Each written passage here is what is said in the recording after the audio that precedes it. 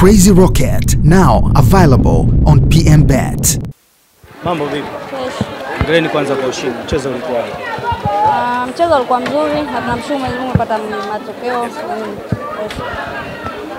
Aileen, tumeona dadi ya leo mmeanza chini, lakini kipindi cha pili mmecheza vizuri, mmeweza kuwawini Simba Queens.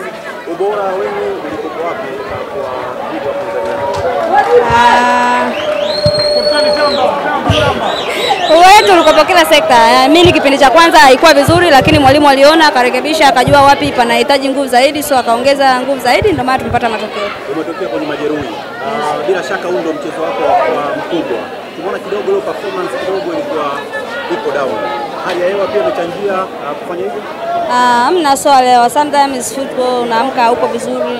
Sio mchezo wangu wa kwanza, ni kama kwenye ligi ni mchezo kwa mkubwa ni wa pili, nicheza na JKTS. Na mwalimu aliona performance yangu ilikuwa, akaniamini katika mechi ya leo. So mimi naamini leo haikuwa sawa, ndio maana akaona anahitaji mtu ambaye anaweza kafix ambapo pamepelea na tupata matokeo. Alituambia tu mechi ni ya kwetu. Yeye ashafanya kazi yake katika uwanja wa mazoezi, kilichobaki ni sisi kuonyesha katika uwanja wa mechi, na Mungu amesaidia. Tumeonyesha katika uwanja wa mechi na tumepata point 3.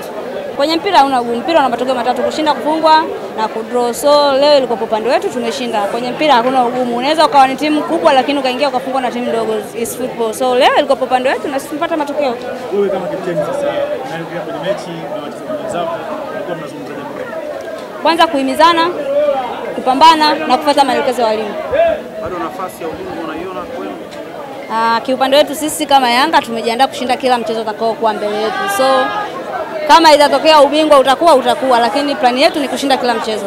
Ubora wenu kutokana na dirisha ambalo lilopita mmesajili wachezaji wazuri, inaweza kusaidia pia imesaidia kama kukiinoa kikosi chenu kwa ubora, kwa sababu sasa tunaona mko vizuri sasa. Mwanzo mimi naamini ilikopo ni kwa sababu timu ilikopo bado hatujaelewana, wachezaji walikuwa wengi wageni, lakini this time kwa muda tulokaa tumeungana vizuri na ndio maana unaona timu inafanya vizuri kila mechi. Kwa hiyo tuna mechi kama almost 5 mechi mfululizo bila kufungwa, ni jambo kubwa kwenye mpira. So mtegemee makubwa zaidi. La mwisho, unapokiona kikosi chako, inawezekana tukaiona Yanga Princess ikaja kushika soka la Tanzania kama ilivyokuwa kwa Bano? Yes. Shukrani.